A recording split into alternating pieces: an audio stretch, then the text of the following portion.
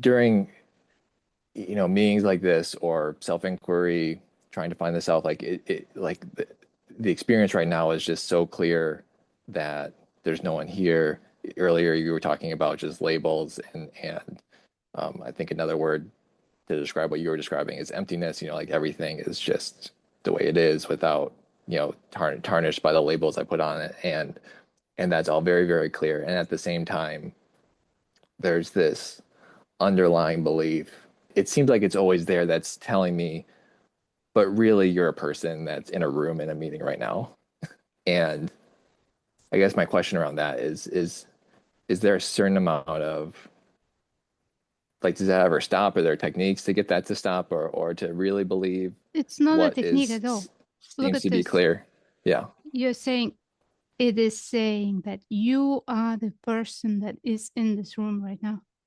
So there is a voice or a Mm, thought stream that is talking to who? Who is it talking to? It's like there is right. you, right? And the voice is saying literally words, you are the person that is sitting in this room. Right, but Who's talking it's to you? even it, but it's even like pre-verbal. It's like when those kind of thoughts show up, those are easy enough to see through, but it's like there's a feeling that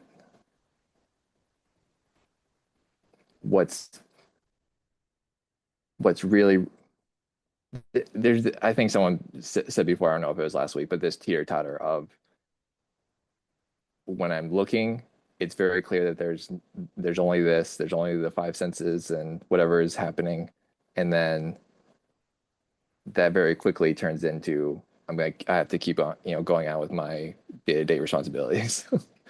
And that feels very much like reality as me as a person that has kids and a job and responsibilities and problems, and that seems to take up 99% of my time, which I know even time and is all is not here right now anyway. And so really, like again, the clarity is so clear. It's like even all my problems don't really matter because right now is just amazing. And at the same time,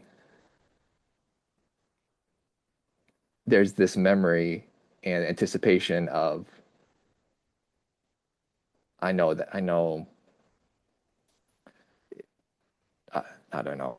I hear you It's completely. it I hear seems very fleeting. it is, yes. Yeah. But you said it. When you're looking, it's clear. When you are not Yeah. looking, then where are you looking? You're looking in the thought stream. You're following the content. Right. Yeah. And so I've tried to follow that back. And there's, it seems like the underlying, you just said like, there's this tension and avoidance and hurting. And it seems like that ties back to my belief in, in the responsibilities that I have and not letting people down. So, and I don't know if that like, and that seems very real. Like yesterday when, I had to go to work and my kids had to go to work and my car didn't start, like that seemed very like my identity was very real in that like I had to fix that problem and everything uh, everything was and there was suffering in that, even though now I can see that that will all work itself out by itself and without there needing to be suffering, without there needing to be a me that has to have that problem and solve that problem, because the steps were very clear on how to where to go from there. But I don't know how to remind myself, how to remember to remind myself of that in the moment, because it's so that tension is so What if it's all like overtakes me. included? What if it's all included? Opening, struggle, opening, struggle, opening, struggle. At some point, the struggle is no longer bad or wrong. It's like, this is what's happening. This is how the moment is expressing itself now. Clarity and the pain comes in that wants to be seen. The story shows up that wants to be released. It's all okay. The question is, how do you deal with this situation? The car broke down. Are you going crazy, like blaming, I don't know, everyone around, God and universe? Or you're like, all right, this is the next challenge. What can be done? Because if there is a reaction, there is something to look at. If it's calm, normal thing, just another challenge, it's nothing crazy. There's nothing to look at. Yeah, right. I guess the reaction is that is reality versus my expectations of what I want to happen, which is pretty common. I mean, I think, Right. Well, the cars will keep yeah, breaking down. People will keep getting right. ill. Heartbreaks will happen. Horrible situations will happen. Pets die. Everything is continuous. It's just that relationship with that is either, Right. oh, poor me, or whatever stories So, that you and feel. again, I don't want Uh-huh. I don't want to take all the time. That's When you cool. were saying that that what if it's all okay Yeah. with the struggle and the going back and forth? Like I I remember, I watch a lot of videos or read and listen to a lot of stuff around this topic, and I've heard that advice before, and I always think like if the message here is that it's okay to suffer, like it seems like it's all for naught. It seems like what's the point of all this if it's okay to suffer and be identified? Like that's I thought that's what is the illusion that if seen through clear enough is gone. But maybe does that never happen? I don't know.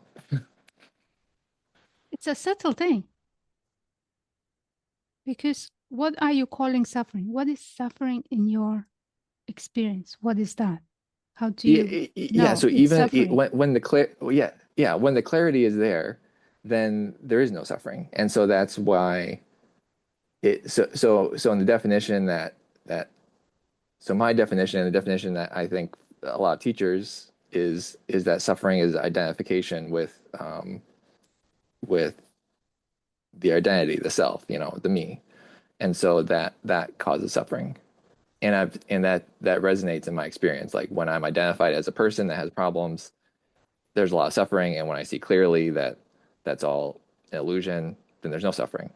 Okay. What is But it's identification? why Let's keep digging. was What is identification? identification? What does it mean in your experience? Not what other teachers say. What do you mean Yeah, by your yeah. experience? Like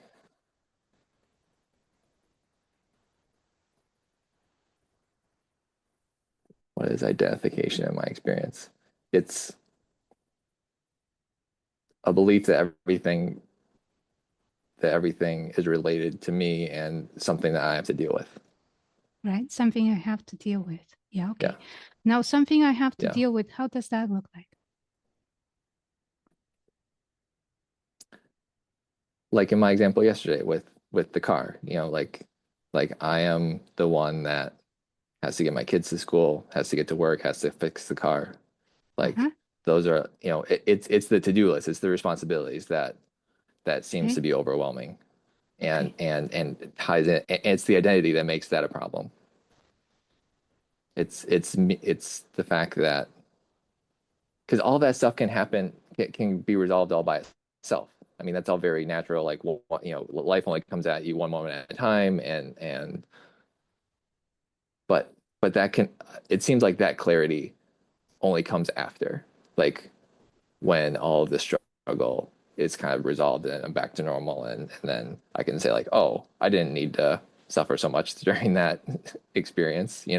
But why can't I have that kind of clarity during that experience? Something is still unresolved. It's not because of identification.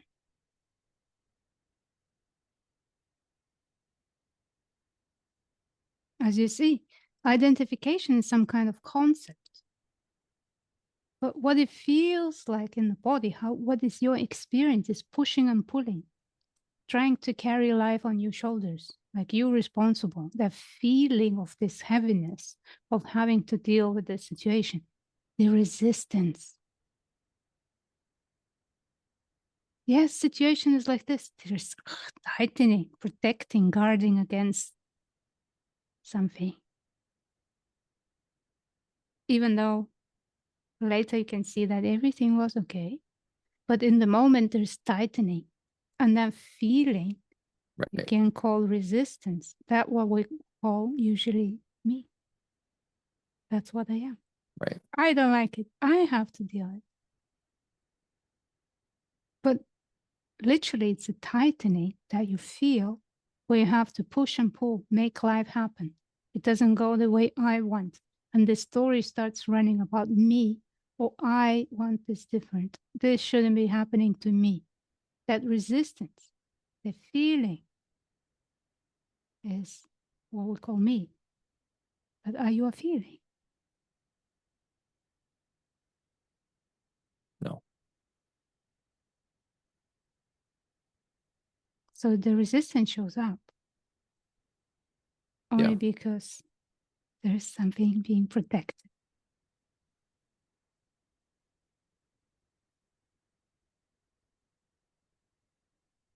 Okay. So we can talk about identification theoretically, but when you start looking what is actually going on in experience, what is that? Right. Yeah, that's good. So the whole yeah, I see what you're saying. So there's no identity. There wasn't even yesterday when I was struggling because of identity, there was no identity there anyway. That was the So, story. That, you know, right. as I said, the mind stream, the Yeah. thought stream creates a story about me suffering. But when you look at what actually suffering is push and pull, trying, efforting, not getting, not liking, all these kind of feeling of Right. Which not that's okay this. too. Yeah. Yeah, and that's happened. That Yeah. happens. Yeah, it doesn't have to be Right. called suffering. It is Right. unpleasant. It is unwanted. And we can just acknowledge that this moment is like this. It's not pleasant. I don't like it. I agree. I agree. That's what is here. But I am here, and this is just passing through. This that is passing through cannot stick to now. It's just passing through. So it's really, really important to be clear about your definitions in a very precise way. Because we hear all these words, we don't ever sit down and think of what that means in experience. Yeah. And when you start So what was looking, there? There was just yeah. There was frustration, tightness, yeah, push and right, pull. Right. yeah, Yeah. Very nice. yeah. Next time Thanks. your car breaks down, you say, yay, cool. Look at this circus. Right. All right. Mm, Cool. Thank you. okay, then. Thank you. Yeah. Mm, okay. We have David or David. I don't know how to pronounce your name, please. Hi, it's Hi, Italian, it's Davide, but you can call me David, no problem. David. I like that. Davide, yeah. David. Yeah. Hi, yeah, I'm new here, so hello everyone. Yeah. And yeah, thank you, Ilona. I only recently discovered you and your content, but it immediately resonated with me, and you have a very clear and simple way to transmit this message. And I just wanted to say that these are strange days for me because I think something happened a few days ago. I was having this video meeting with an awakened person that I contacted through the Awakening Collective website. Mhm. And we were having like some ping pong inquiry. She was asking me questions and asking me to look. And at some point, she told me something that really struck something, and my mind stopped immediately. Everything stopped, and like tears began rolling down, and it really like I don't know what I know exactly what it was, but I don't know what happened, but something really moved inside. And after the call ended, like my body reacted, the body reacted, like it started shaking, and I started laughing, and it was like a big weight was taken away from, and something wasn't here anymore, and like there was crying and laughing and shaking and heavy breathing. My breath Mhm. started becoming heavier and heavier, and it went on for several hours, and there was also this big sense of grief, like something wasn't there anymore, something that used to be there wasn't there anymore. Mhm. So this grief, this sadness, and then I went to bed with these sensations. I fell asleep because it was very late, and the next morning I was still feeling some of this. I was still like in oh, like I opened the window and the sun shone to my face, and I was like in front of the window, in front of the sun rising, and it was all, I don't know how to describe it. And then during the day, but I felt so light, and I could see very clearly that the me was just a story, that it was like just thought stuff coming and appearing, one thought after another. Like you said at the beginning, there isn't really a mind. It's just thoughts that appear one after the other. And even the story, it's not really a story. These are thoughts that point to each other and reflect each other, and they become strong because they reflect each other. There was a view, there was a way of viewing things before, and now this view is like it dissolved, is not there anymore. And that is the only thing that may be changed. But Yeah. the rest is the same. There is still the body that is conditioned. There is still reactions. There is still everything. Even suffering is still there because the mind pulls you in. The mind keeps pulling me in and trying to. I mean, there is nobody trying to do stuff. There is stuff happening. So Yeah. the thoughts that appear keeps being somewhat convincing because, as I said before, they reflect each other, so they support each other, so they have like this, they are sticky, they have this force, and they pull attention Yes. here and Yes. there, Yes. they move attention, right? Yes. And there is still that, so Yes. I don't know. This is an opening. It's a beginning of Yeah, yeah, yeah, yeah, dismantling. yeah. Before it was build, build, build, build, build. Yeah, And now it's yeah, just yeah, yeah, yeah, undoing like a yeah, layer yeah, cake, yeah, you know? Now it's like a layer yeah. I cake. don't know. You have your own Yeah, amusement park. And now here is yeah, yeah, the yeah. next layer to eat, Mm, to mm, mm. resolve, to clear. Then there is a deeper layer and a deeper layer and more expansion. It's just a beginning. So you don't need to worry about what's next. You just see what is here. Mm. What's next is already Okay. here. Yeah, I'm trying like feeling everything that it's here, feeling trying to say yes to what is already here. So it doesn't even make sense to say no, but Yes. it's like staying here, Yeah. and yeah, Yeah.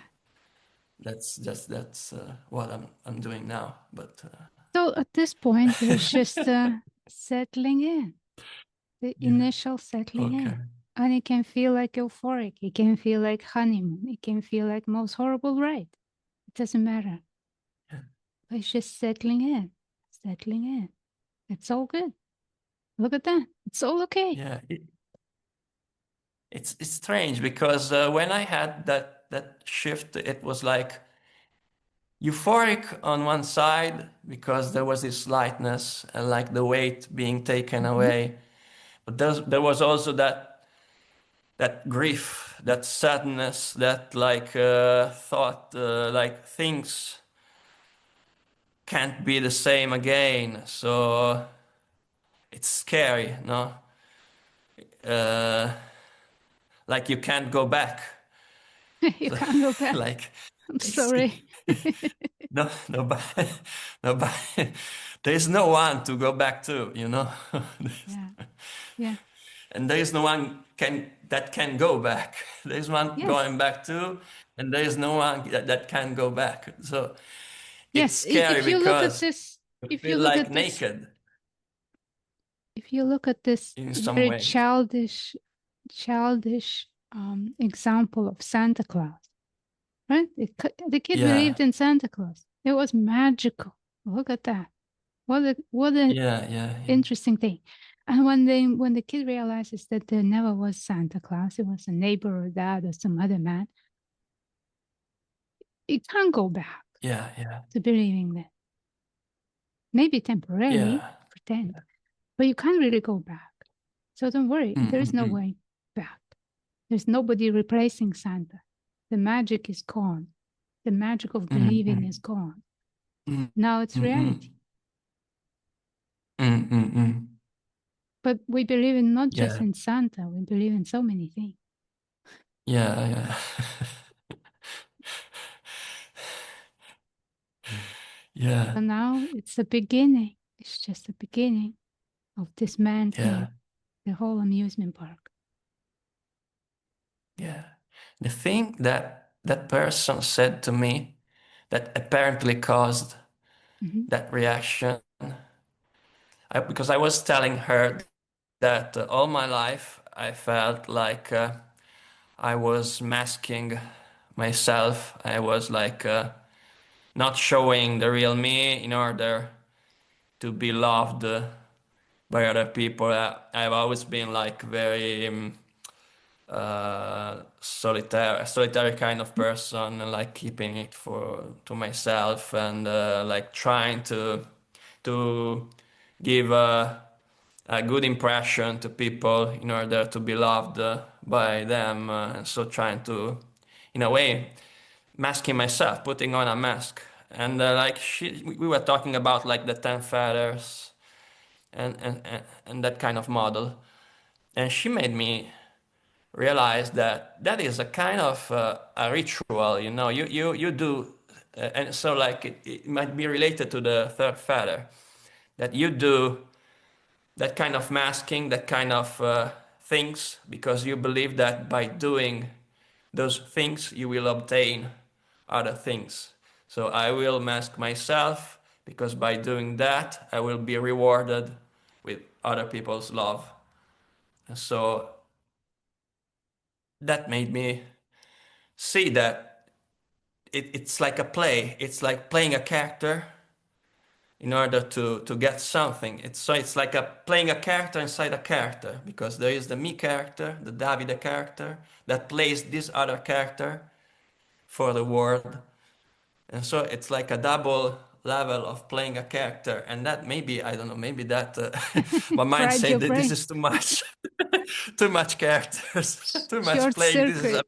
just bullshit. It's Ah, this is too yeah. much, even for the mind. Too much playing a character. A character inside a character. It's really ridiculous. Then maybe it was that, I don't know. Yeah, yeah, yeah. I don't know. Okay, okay. I will do as you advised me. Thank you. I'm reading your book at the moment. It's very useful. Thank you. Oh, thank you. The Thank you. Liberation Unleashed book. Yeah, okay. Cool. Okay, thank you very much. Thank you, David. Yeah. Fun times. Bye, thank you. Okay.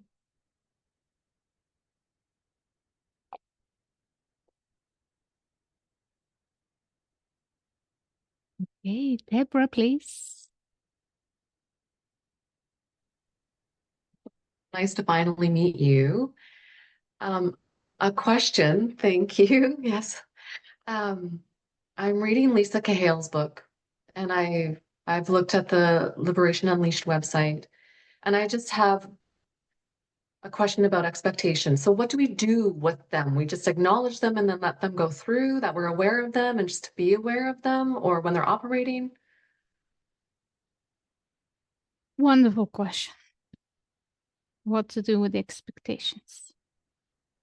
You acknowledge them. And you kind of know that no expectation is true. That's all it is, an expectation. A picture in the mind how this should be.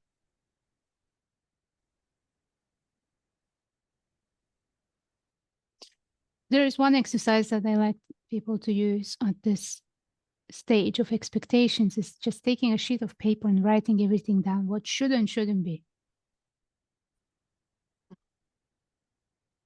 About anything and everything. And I'm not saying 5 things. Sometimes people write 5 things and that's it. 100, 300 hidden expectations. Things that come up once you fill the whole page. Like what awakening should be like, how I should feel like, what I shouldn't be like, what I want it to be, what I don't want to be. These are expectations. What I hope it will be. What I hope it will give me. What I hope it will fix. These are expectations. It's just different word. Hope is the same expectation. So what to do with them? You write them down. You look at them and recognize this is what I want. This is what I want. May not be like that. Just to like let it go because we are putting hope in that. Yeah. Yeah. That's what to do with them. It's just recognize them, because if they are unchecked, we can just put them on the side for a little bit for looking purposes. Just, okay, I don't know what this is. I don't know anything. Let's just look. But if we put them on the side, they tend to come back. So it's best just to deal with them. Like really recognizing that none of them are true. None of them are what this is. And are they hindrances to Yes. seeing our true self on a regular? Yes. There are literally 2 things that are in the way of seeing: expectations and fear. Expectations is everything I believe this should be because Adi Ashanti said that, Angela said that, Ilona said that, or whoever said that. That's how it should be. It's not like they said thereof my experience is wrong. They are right, my experience is wrong. That's giving your, how to say, your power away to some dude or dudess on the internet. They don't know your experience. You know your experience. Yeah. So your experience is right. Not the expectation. Expectation is never right. Because it's the mind, thoughts about how they should be. But the answer is not in thoughts. The answer is in, here, this. Is anything missing? Is anything missing right now?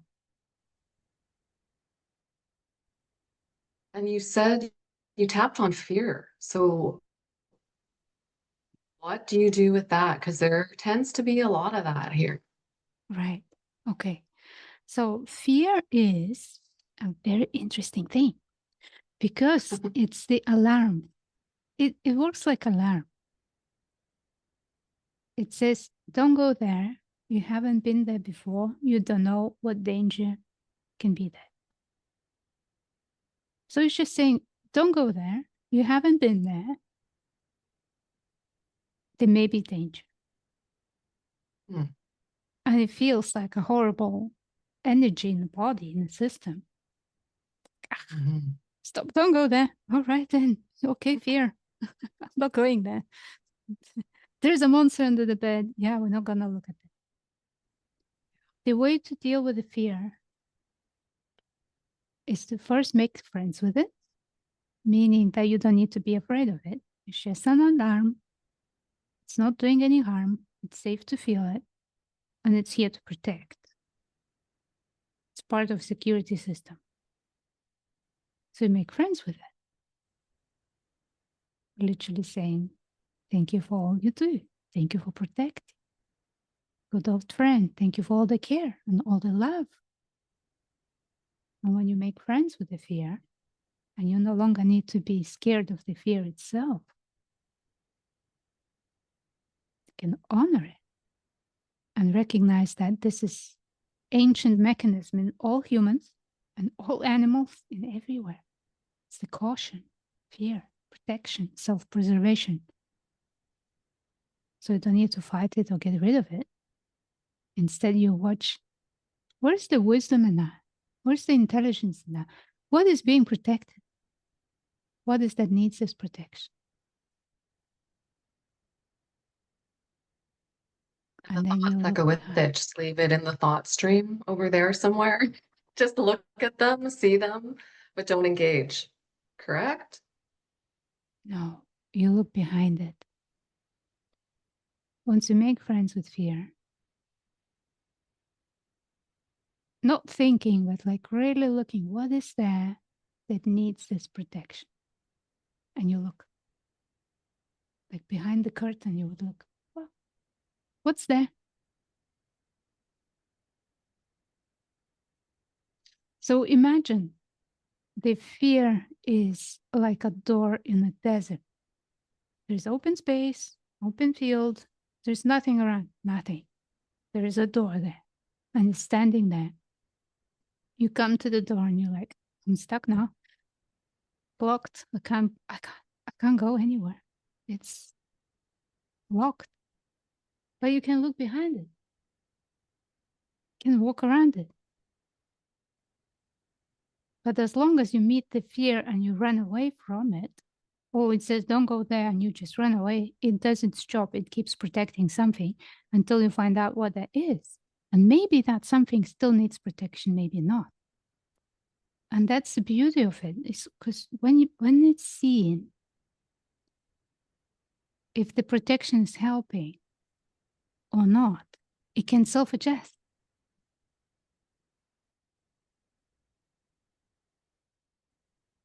If it's not helping, it's no longer needed, it drops away.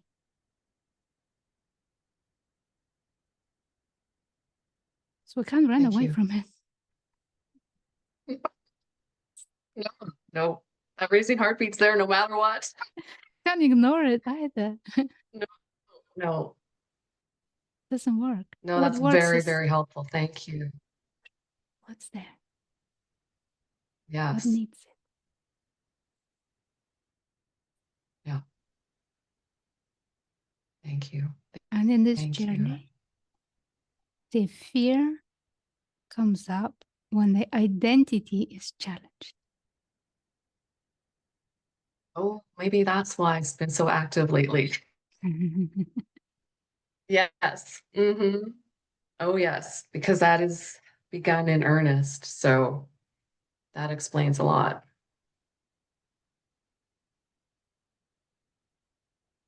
So identity thank you. is here to stay as it is.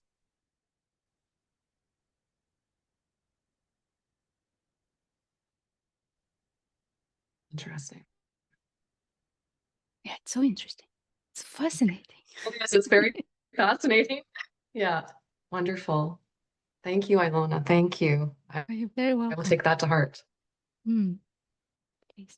And if you like, we can meet for a private session and I just guide you. Now we just talked about it, but I can guide you through the process when you really look and see what's there and experience that. That's how your system learns. Yeah. Really. Because we can talk about it, you can apply it, but it's always better when somebody else guides you because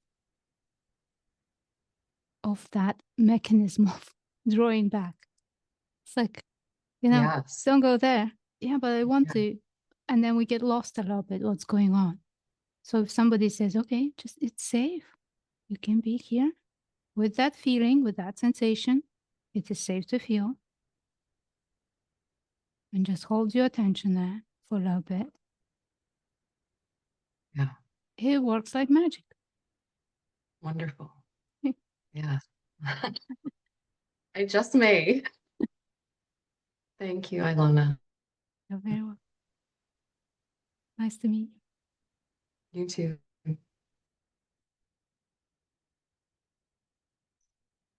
Hey, Doris, please come in.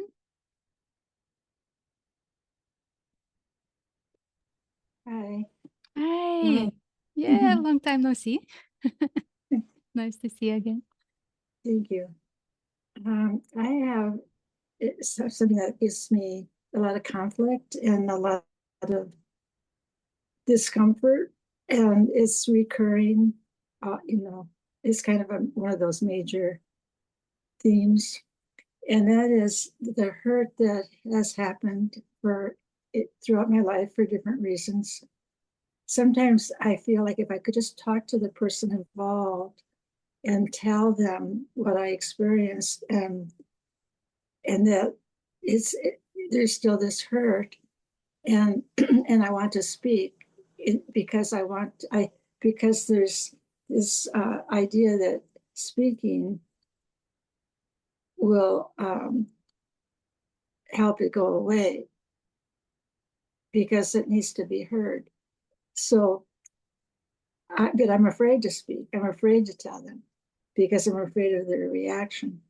So every time one of these things comes up, I go through all this anxiety and angst about, can I tell them? I'm trying to work up my courage, and it can go on and on for a long time.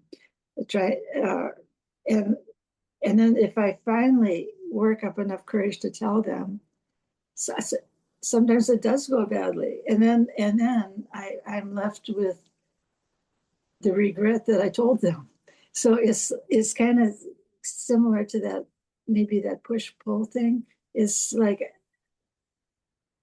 it's just pushing me to do something, pulling me to do something, and then I don't know what to do. Then I think, well, maybe I shouldn't try and talk to them. Maybe I should just work on it, the feeling of hurt, and not try to get rid of it by talking to them.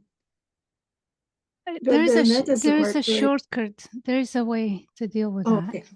And you Okay, don't I'll think. necessarily need to speak to them. Yay. What you do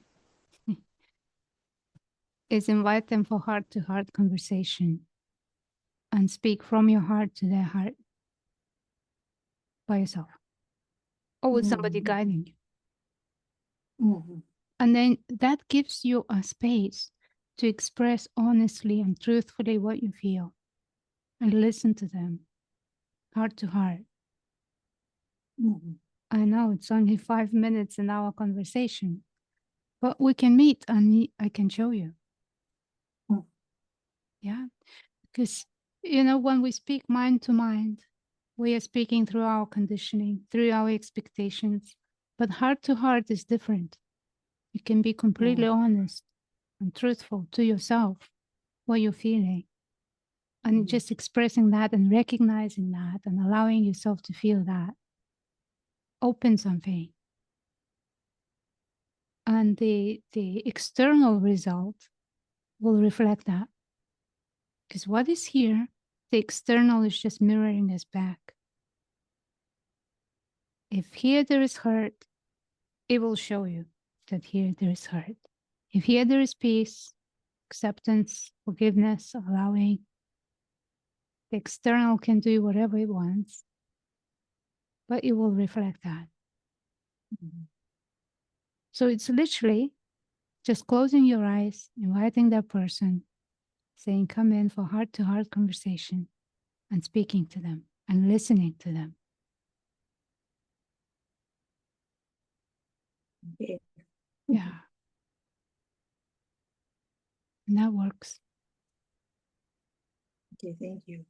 And then after that, if you want, if you feel like you can speak to them, but it will come out from a different place. Instead of that compulsive place, because I feel like it's a compulsion and I have to speak in these different instances. I feel I have to speak. I have to. It's very much like a compulsion. Yeah. But The part that wants to be heard, look at this, it wants to be heard by you.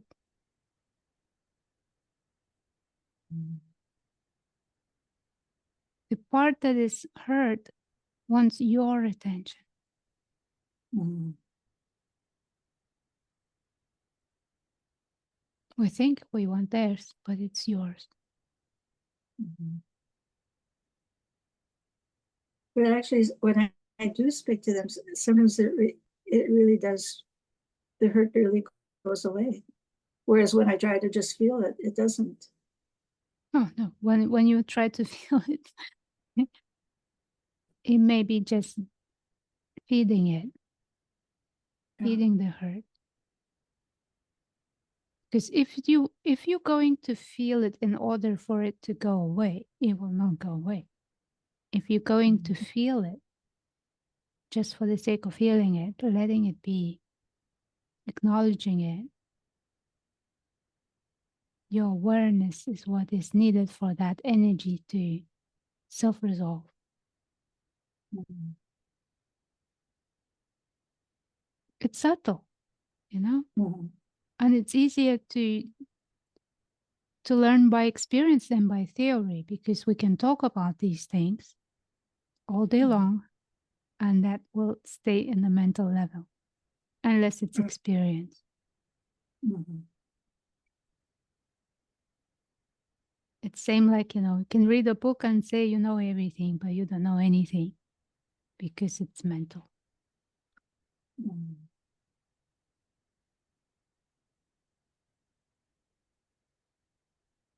But all this noise, all these stories, all the hurts, they want your attention.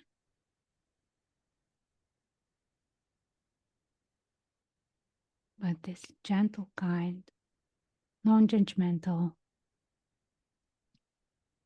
holding it.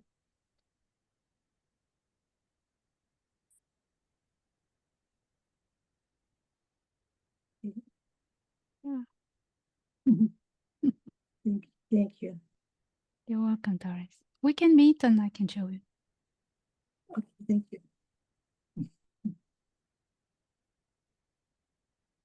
Just before I go, I just want to say that my website is being rebuilt and it's taking twice as long as I was told, and it's still in progress and it's still being worked on. So I don't really know when it will be finished, but as soon as it's finished, I will have a space for my 8-week seeing through the self-illusion experience, which is going to be like a course of 8 weeks, which you can watch videos, do your work, do your exercises, do your questioning inquiry, and as well as we're gonna have weekly meetings for the questions and guidance and all of that. I just want to put this out. I don't know when it will happen, but it seems like it's getting closer. So if you like to get information about that, make sure you subscribe to my newsletter because I will just send some information through that first. That's it. And thank you all so much for showing up today, for supporting people who spoke. Thank you so much. Yay, lots of hearts. Yay. And I will see you all next month. It will be on the 19th of March.